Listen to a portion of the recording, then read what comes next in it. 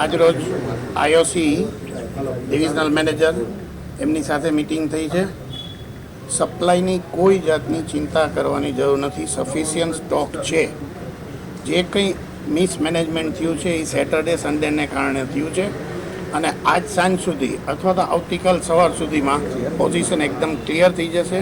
કોઈ જગ્યાએ sort out નહીં રહે. ડીલરોને બધા સાથે જ છે, બધાને સૂચના અપાઈ ગઈ છે.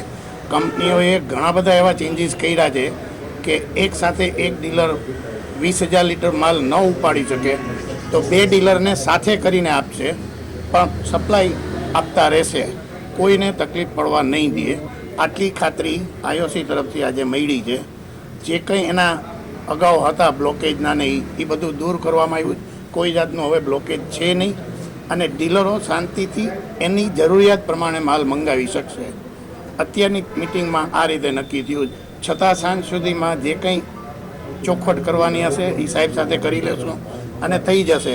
કોઈ એમાં મોટો ઇસ્યુ નથી. જે કંઈ પ્રોબ્લેમ છે એ રજાને કારણે થયો છે અને નેક્સ્ટ 8 દિવસમાં એ બધું ક્લિયર થઈ જશે એવું સાહેબનું કહેવું છે.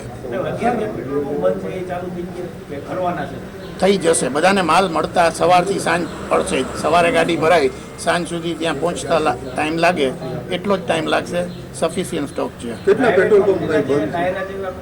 નાયરા અમારામાં નથી આવતું. ઇન્ડિયન ઓઇલની હું વાત કરું છું. ઇન્ડિયન ઓઇલ પૂરતી વાત છે આ.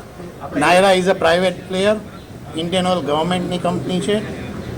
57% સ્ટેક ઇન્ડિયન ઓઇલનો છે. એ સૌથી વધારે છે. જેને કારણે સૌથી વધારે તકલીફ આઈઓસીમાં જ પડે છે.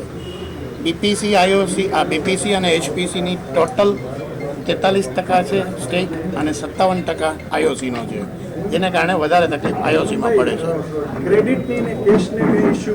ના, કોઈ નથી. અત્યારે બધું કેશ ઓન ડિલિવરી જ છે અને એ 8 દિવસ પહેલાં જ બધા ડીલરોને કહેવાઈ ગયું છે અને ઓલ ઓવર ઇન્ડિયામાં આ કાયદો લાગુ પડે. રાજકોટ માટે નથી. હું ગુજરાતનો જનરલ સેક્રેટરી છું એટલે ગુજરાતની મને ખ્યાલ છે કે બધી જ જગ્યાએ કેશ ઓન ડિલિવરી છે. કોઈ જગ્યાએ ક્રેડિટ ફેસિલિટી અત્યારે અવેલેબલ નથી, જે દરેક ડીલરોને ખબર છે. જીવનભાઈ, આપણે રાજકોટની અંદર પેટ્રોલ ડીઝલનો કેટલો જથ્થો, કેટલા દિવસનો જથ્થો ઉપલબ્ધ છે? સફિશિયન્ટ છે. કોઈ આમાં જથ્થાની કોઈ ચર્ચા હોતી જ નથી. સફિશિયન્ટ છે એટલે કે આવતા 30 દિવસ 45 દિવસ કોઈ દિવસ નક્કી નથી થઈ શકતા. બધું જ આધાર છે એ બધો તમને ખબર છે. અત્યારે યુદ્ધ ચાલી રહ્યું જેને કારણે કદાચ આગળ પાછળ થાય તો એ હવે પછી થાય. અત્યારે કોઈ પરિસ્થિતિ ખરાબ નથી. કેટલા પેટ્રોલ પંપ કેટલા બંધ છે એવું કઈ સામે?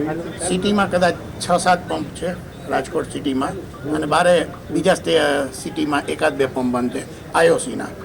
પર્ટિક્યુલર હું આઈઓસીની જ વાત કરું. નાયરા મને જ્યાં સુધી ખબર છે ત્યાં સુધી સારા એવા પંપ બંધ છે.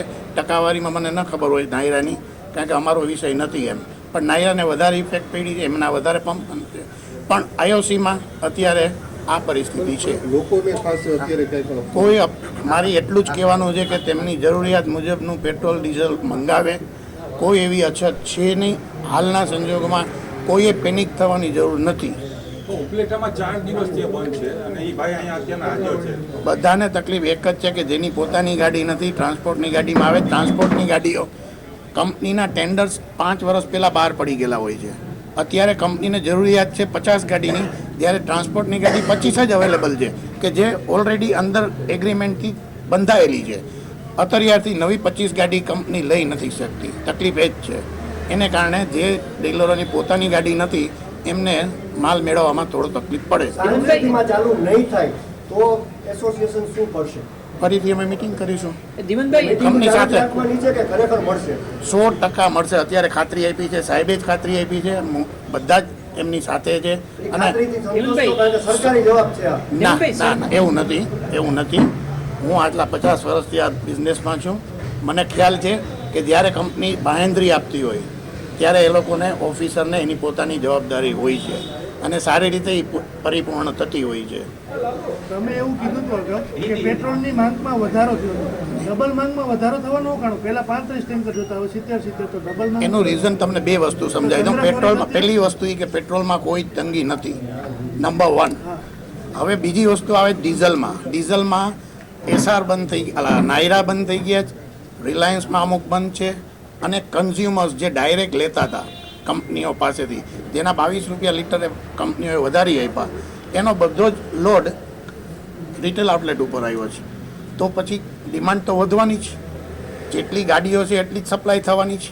જીવનભાઈ, ક્રૂડના ઉત્પાદનની અંદર અસર પડી છે, તો લાગે છે અઠવાડિયે 10 દિવસમાં આ જે સપ્લાય ચેન છે એ ખોરવાઈ શકે છે? ના, બિલકુલ નહીં. આજની તારીખે આવતા કોઈ પણ સંજોગોમાં આવતા દિવસોમાં એવી કોઈ શોર્ટેજ દેખાતી નથી.